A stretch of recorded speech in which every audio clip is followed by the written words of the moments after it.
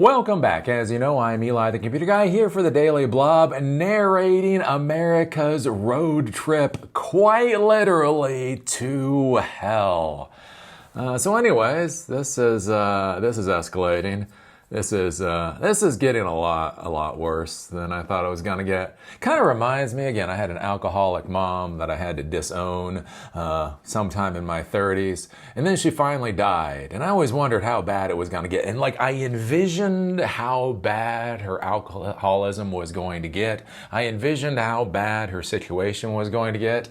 And then she died literally in her own crap.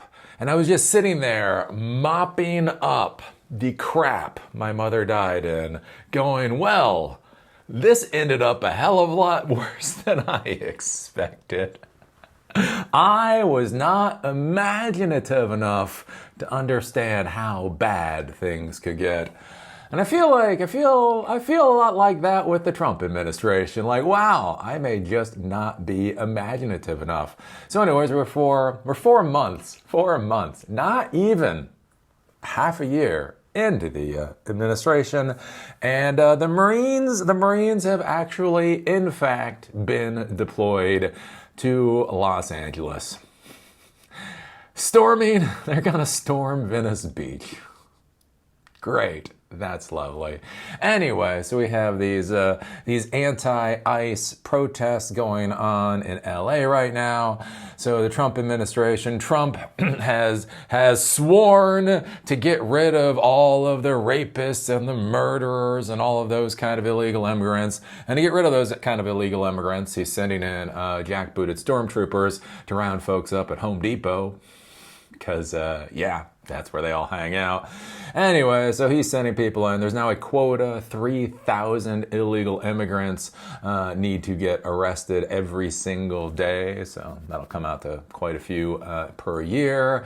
ICE is going in. Again, it's California. California has been a sanctuary state, so people there are not taking this very well. They're protesting. They're rioting, right? You had the police. So then the Trump administration decided to nationalize the National Guard, which is the first time it's been done without a governor's request since 1965. So 60 years since the last time this has been done. Governor Newsom doesn't want him to nationalize the National Guard, but he is, and so 2,000 Guard members are apparently there down in LA right now, and he is now calling up another 2,000, so it'll be 4,000 National Guard troops, and on top of that, for some reason, he is bringing in the Marines. And again, in the United States, there's something called posse comitatus. This is something I had to deal with a lot in a different lifetime for myself. And basically, this is a law that came about after the Civil War during Reconstruction, where basically the federal government realized it was a bad idea to use soldiers as police forces. And so basically, U.S. soldiers, National Guard's a little bit weird, but normal soldiers, Marines, Army, Air Force cannot be deployed to American soil unless there's a couple of things that occur, again, insurrection, invasion, that type of thing. So, of course, Trump is calling this, what is he calling it, an insurrection or something? Anyway, so he's calling it something. He names it something. Again, the thing of the name. He calls it something. He defines it as that. And so now they're sending Marines in, which is, yeah. Yeah, that's great. And this is just all spinning into insanity because that's the only thing the Trump administration knows how to do. Again, if you hit Trump, Trump will hit you twice as hard. Again, he will not build alliances. He will not, do whatever else. We are not getting hospitals. We are not getting schools. We are not routing funding from Harvard to vocational programs and high schools or any of that kind of stuff. He does not know how to build. He knows how to destroy. Again, he has a lot of business experience, primarily bankrupting businesses, and that's what he's trying to do with our country. So anyways, and this is spinning to insanity because it makes good TV. And apparently the only thing that Trump cares about is good TV, right? Because he's an alpha male. He is an alpha male, right? He's a fucking dog that pisses on himself. Senile, old alpha dog that pisses on himself. So anyways, this is all about the TV thing, right? Rah, rah, rah, right? The tariffs, his economic freedom day or whatever is fucking failing miserably. Remember when we had 90 countries that were all just lining up, begging to make deals with us? Well, the UK did. Right? Anyway, he's a miserable failure as a president. It's only gonna get worse. But again, we're here as technology professionals. So the next thing going on right now is basically, the head of Homeland Security literally said if anybody tried to get in the way of ICE agents doing their job, they would be arrested. Right? And so, again, the federal government doesn't feel that the American people have a right to protest. It is funny that the Republicans seem to be, drawing a blank on that whole Second Amendment deal. It's weird how Republicans always ignore the Second Amendment when they decide to ignore the Second Amendment. But anyways, right? So he's saying anybody who basically tries to stop the deportations, these illegal immigrants, they'll be arrested. And so in this, one of the things that came up is arresting Governor Newsom because he's, whatever. Trying to stop the deportations. And so Trump has come out and basically said, yes, he agrees that Newsom should be arrested. Now, the worst part about all this is there's video. I almost hate living in an age of video because you can just see how stupid all these people are. And literally they have a reporter asking what law Newsom broke in order to get arrested. And basically, Trump literally states that Newsom should get arrested for being elected as governor. That he's such a bad governor. That is why he should get arrested. It's there. They got video of it. Oh, God, this guy's insane. We had the last president was the first dead president we had. Now this is the first food product president we've ever had. First taco president. Maybe that's it. Trump knows he's a closeted taco. And it's like the whole thing with Republicans that go after the gays or whatever because they're closeted homosexuals, right? They like it to take it up the hoo-ha with a ball gag in their mouth, and they can't deal with the reality of who they are, so therefore they beat the crap out of any gay person they find. Maybe that's the issue here, right? Maybe Trump is a closeted taco, and that's why he's trying to beat the crap out of the Mexicans. He knows he's a taco inside. He doesn't want to be like them. Anyways, bad joke. But we got this insanity going on. But what I think is more interesting here, again, we are technology professionals, Eli. I know. Why are we here? Because one of the things I question about this, again, if you're a technology professional, if you're a startup founder, if you're an organization leader, and the whole 9 yards, I think the interesting question that comes up with this is California still an appropriate place for your organization? And now as I say this, you're going to be like, oh, you're a Trump bootleg. No, I hate Trump. Trump is so horrible. Trump for treason, as I say. But I think the interesting thing here, right, is that California has been living off of the wealth of the rest of the country for a long time and hasn't even recognized that fact, which is kind of one of those interesting things. Again, I found it interesting. I knew some people that lived in California, and the prices in California are going up in the whole 9 yards.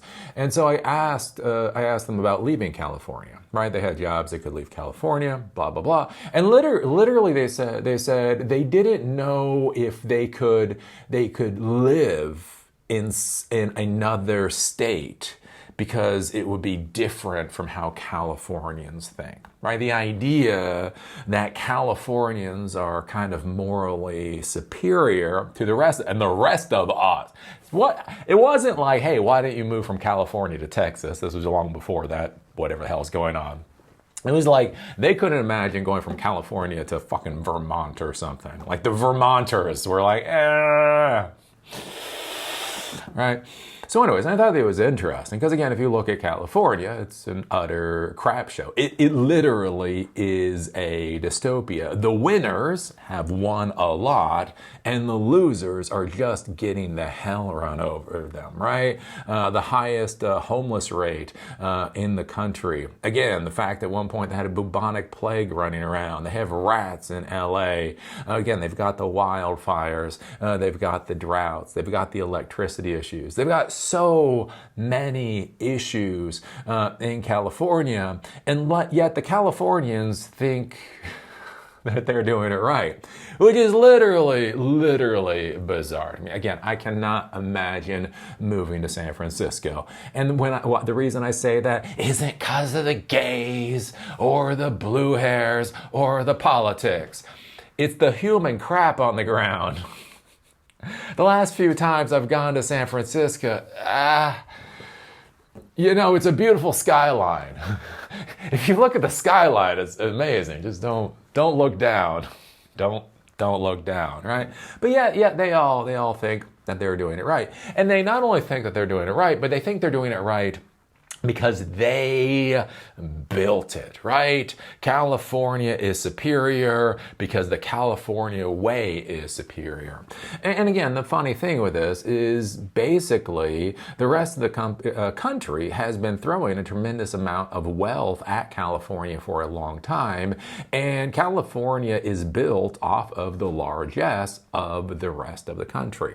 Again, one of the things to be thinking about with California, it was part of Mexico, Again, our federal government had a little war in order to take California and a lot of other things from Mexico.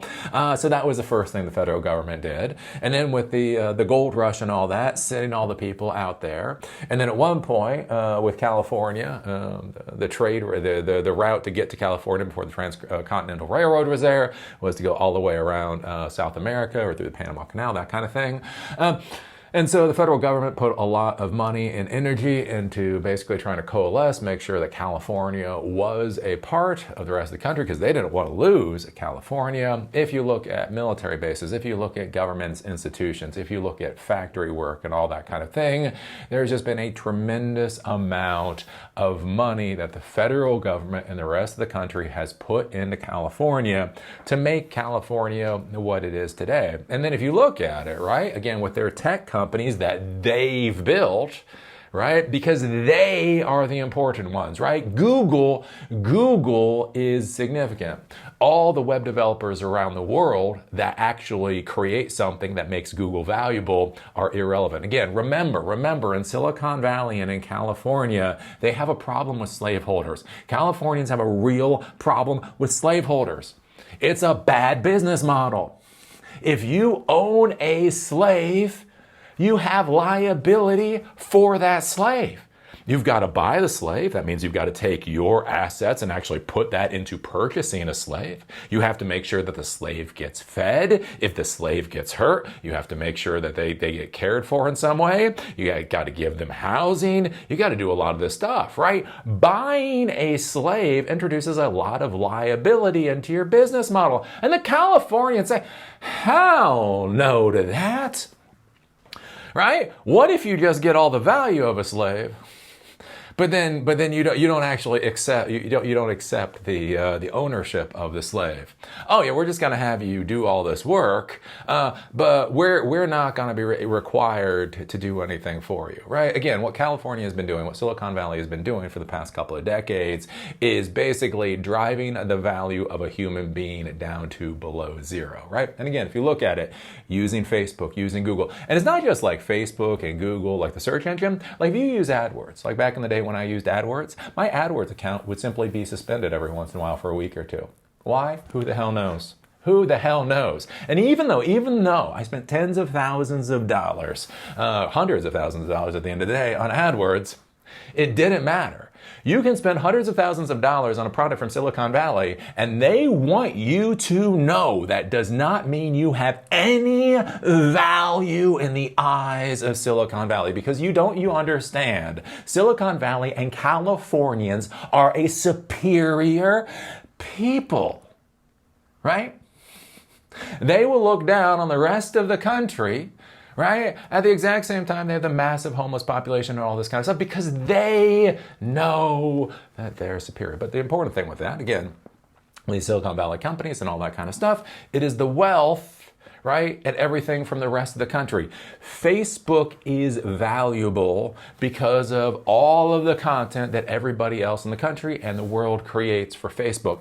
Facebook gets all that money because now all the advertisers, because basically all the newspapers are bankrupt, there's no place else to advertise, all the advertisers from around the country drive money into Facebook. Again, the same thing is true with Google. Again, I've talked about this before with Craigslist. Nobody talks about Craigslist, which is fascinating. Craigslist is one of the most significant technology companies to exist in the past half century, but nobody talks about it, right? Making classified ads free. Classified ads was a major profit driver, revenue driver for newspapers.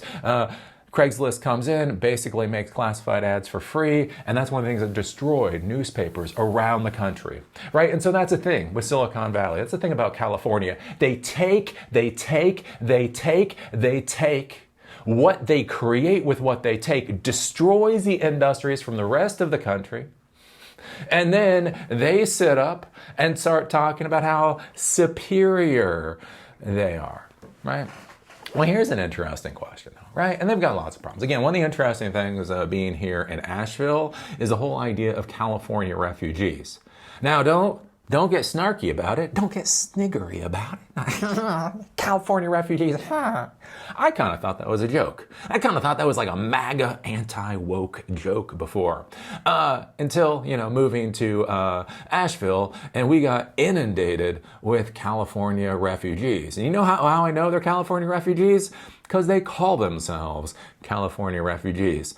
The wildfires, the electricity, the water shortages, all the problems that there are in California, they literally left California, they feel, as refugees to come to the mountains of North Carolina and drive our property values here through the roof, right?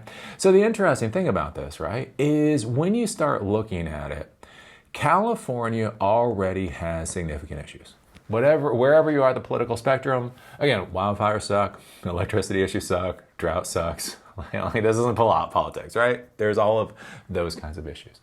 One of the main reasons that California has been so successful is because of the government and industrial policy of the United States. Again, things being done to protect these social media companies. Again, was it Section 230 of the Digital Millennium Copyright Act? This whole thing about any content that a user puts up onto a social media site, the social media site cannot be sued for, right? That is major, right? That is the federal government protecting major industries in California from lawsuits that they might legitimately should be targeted for. Again, you see this out of Sam Altman, right? And the rest of these AI bros, where they want to, they want to mine all of the information that took a lot of money and a lot of resources for other people to create. They demand the right to mine all of that content, bring all of that value into their systems, and now they state, what you created is worthless. It is not worth me paying a penny for. But now that I brought it into my system, now, you should pay us billions and billions and billions of dollars. We have created a $1 trillion company off of the backs of all of your work.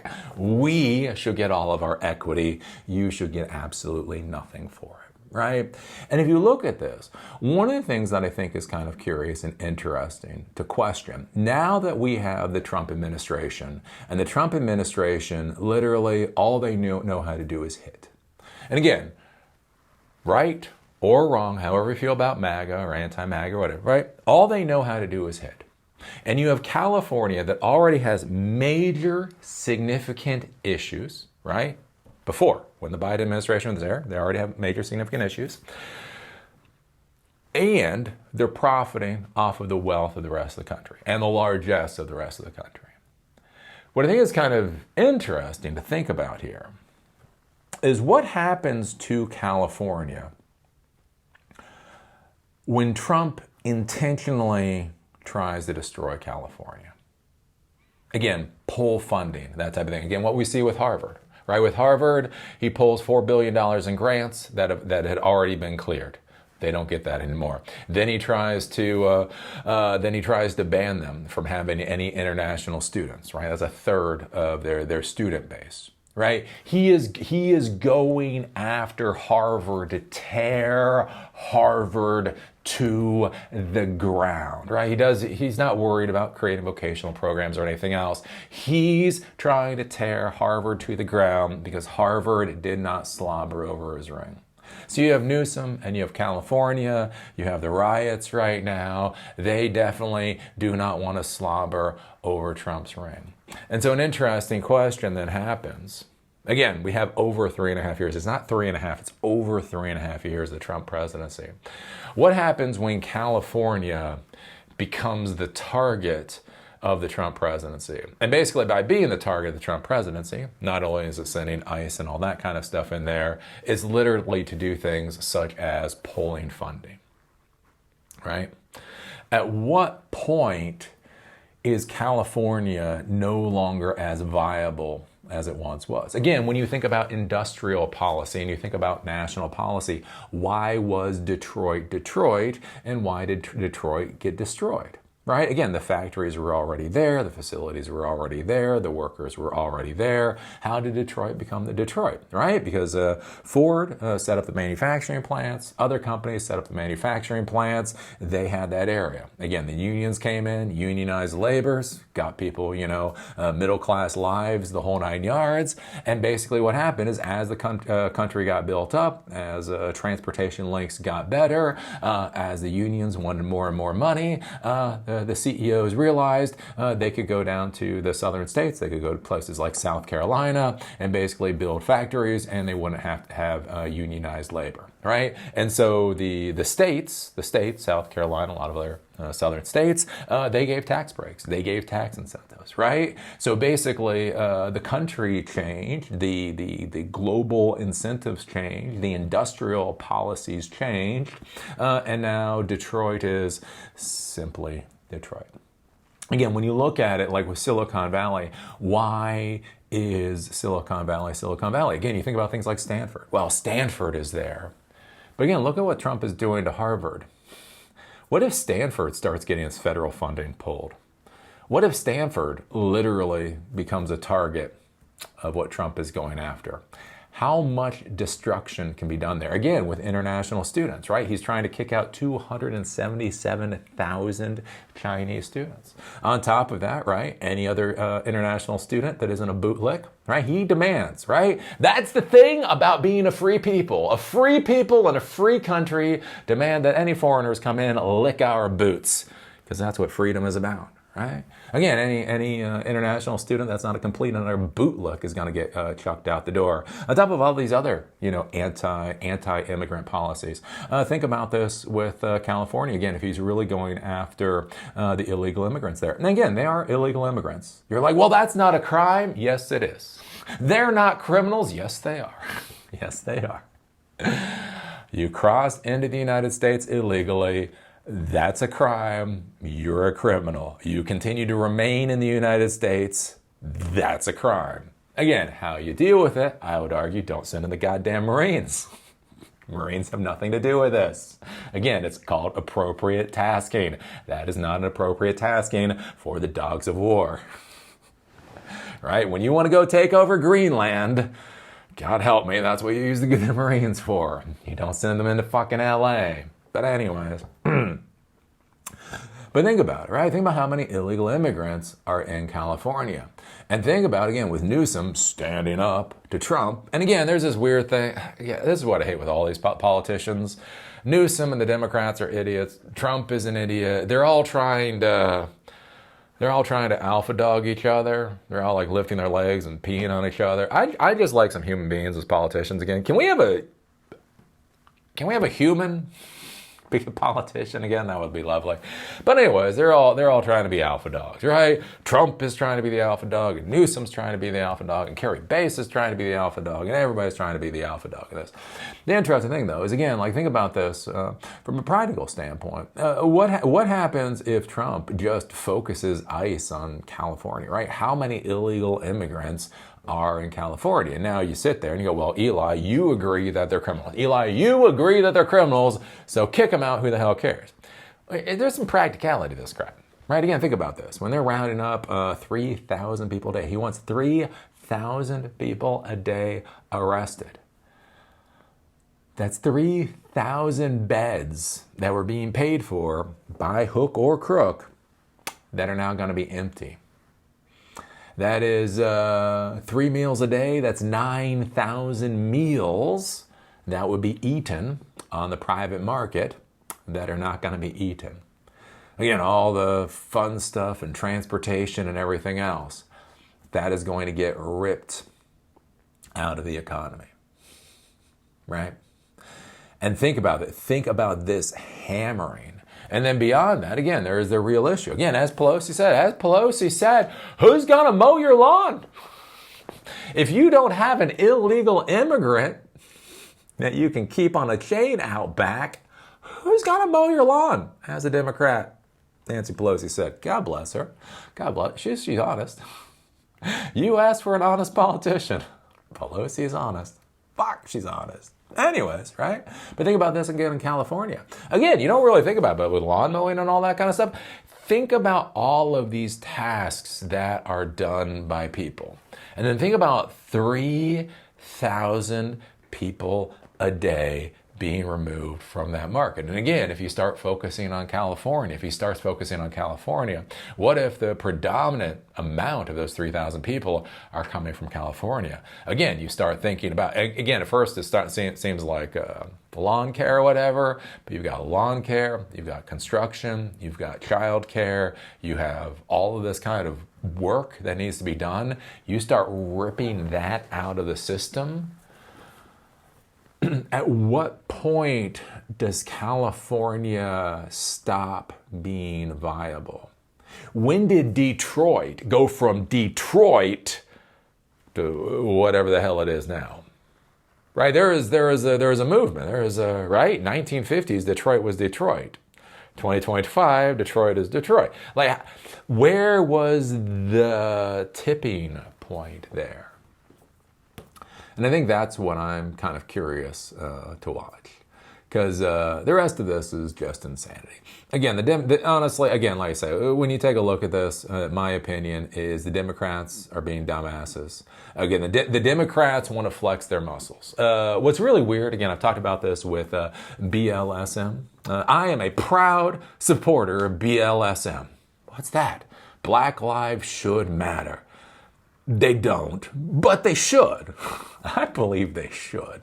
Anyways, right? It was like the BLM protest. Like, it's really weird with the BLM protest.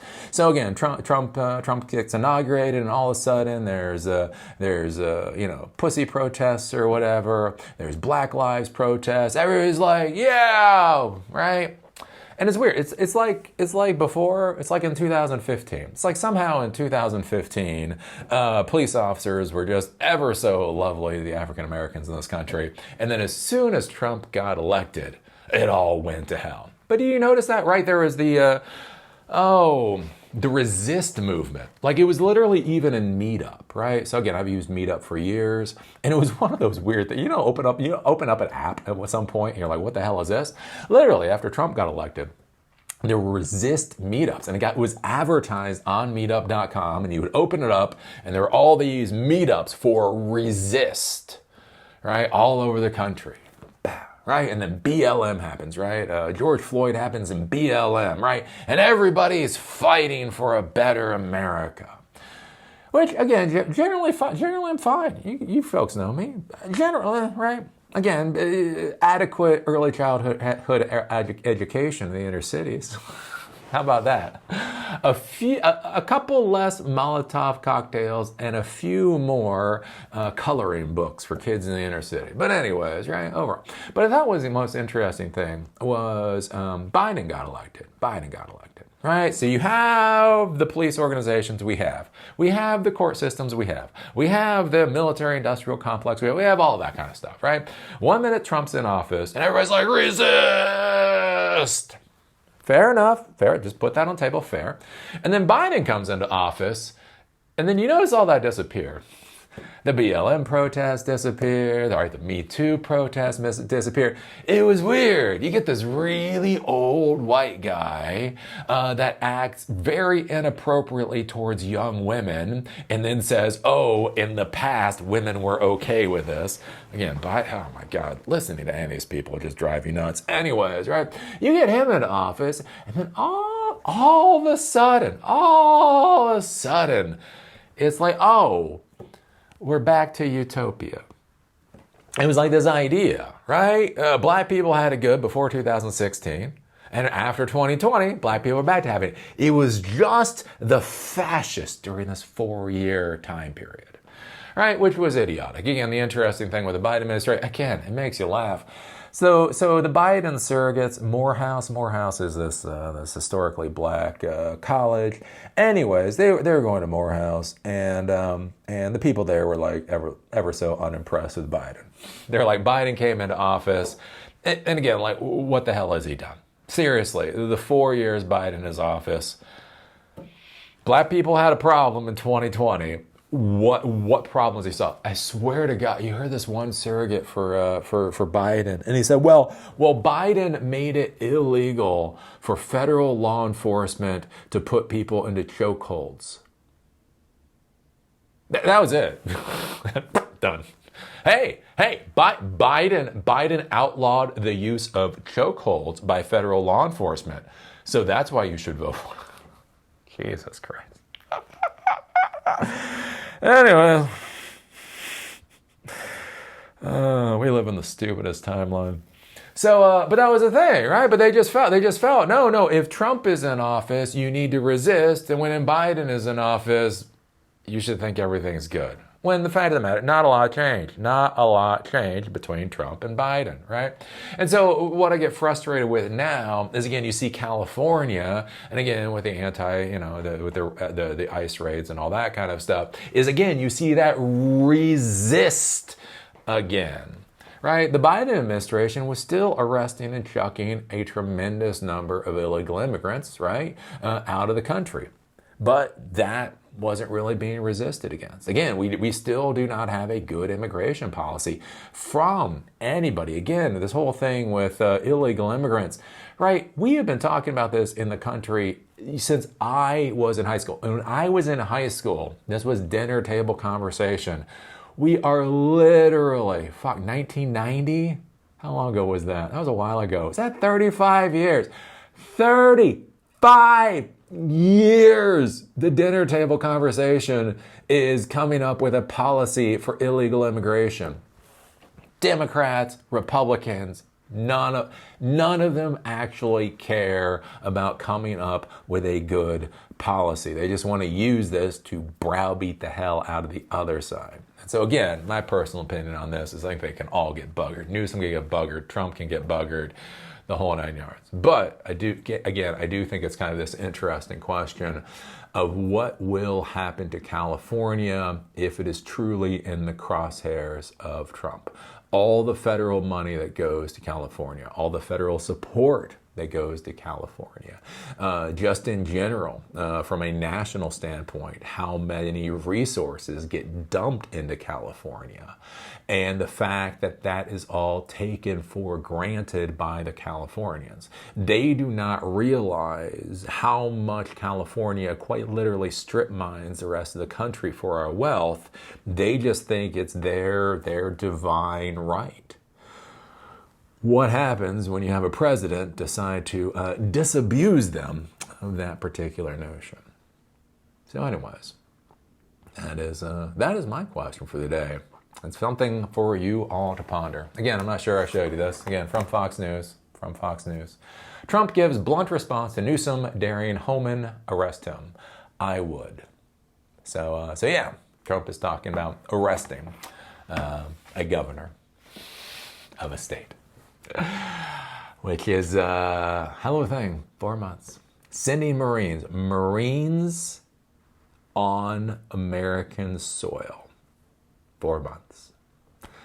Where does this go next? So anyways, some things to ponder, some things to think about. Again, as a business person, as an organization leader, you have to be thinking about the macro forces. Again, whether it's 145% tariffs or 50% tariffs or 25% tariffs, that type of thing. Again, illegal immigration and all that kind of stuff. I mean, that's the whole... I mean, it sounds weird. And again, I know the 18-year-olds out there, it sounds stupid, but like what happens if all the lawn mowing crews just disappear? I mean, you don't think about the systems we've created around lawn mowing. Like, so when I was a kid, everybody mowed their own lawn. People don't mow their lawns like they used to. They hire other people to mow their lawns. Anyways, there's a lot of law. There's a lot of laws in the United States about how high your grass can be, right? Like it sounds stupid, but literally, what if we don't have enough people mowing lawns? Think about the fines the government is going to levy against the homeowners if their lawns aren't mowed. Again, imagine you're a 78-year-old homeowner that's still able to stay in their house because you've been hiring somebody to mow your lawn for the past decade. Literally, what happens to that 78-year-old when the person that mowed their lawn gets deported? They can now no longer mow their lawn, and now they're getting fined by the city. It's curious to think about how these systems break down in rather odd and bizarre ways. What happens to the property market? Again, you think about that 78-year-old, you think about these people, right? They've got lawns. They can no longer take care of their lawns. So what happens at scale when people realize they can no longer take care of their lawns? Ergo, they're going to move to condos, they're going to move to townhouses, they're going to do something like that. So then they start trying to sell their houses. At the exact same time, we have an economic kerfuffle going on. What does that do to the property market? I don't know. Some things to ponder. These are the things Eli, the computer guy, ponders. So what do you think about this? What do you think about Trump threatening to arrest Newsom? What do you think about Marines landing on the shores of LA? What do you think about another 2,000 National Guard troops being called up? What do you think about it only took 4 months for Trump to start using soldiers against the citizens of the United States?